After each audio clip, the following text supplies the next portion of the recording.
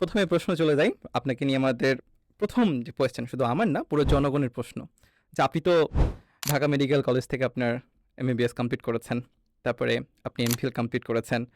তো সবার একটা কমন প্রশ্ন থাকে যে আপনি এই ডাক্তারি পেশাটা ছেড়ে কেন এই কোচিং প্রাইভেট জগৎ বা শিক্ষকতা এই পেশার মধ্যে চলে আসলেন? মানে এই প্রশ্নটা আসলে আপনার স্টুডেন্টস থেকে শুরু করে, গার্ডিয়ান থেকে শুরু করে পুরো বাংলাদেশের জনগণের এই কোয়েশ্চেন, ওয়াই?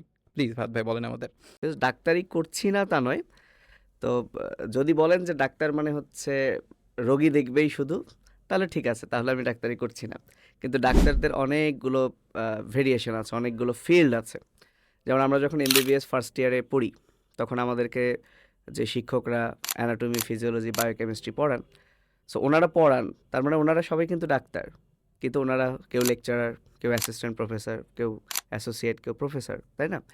তারা কিন্তু রোগী দেখেন না। সো এটা হচ্ছে, ডাক্তার কিন্তু একটা পেশা।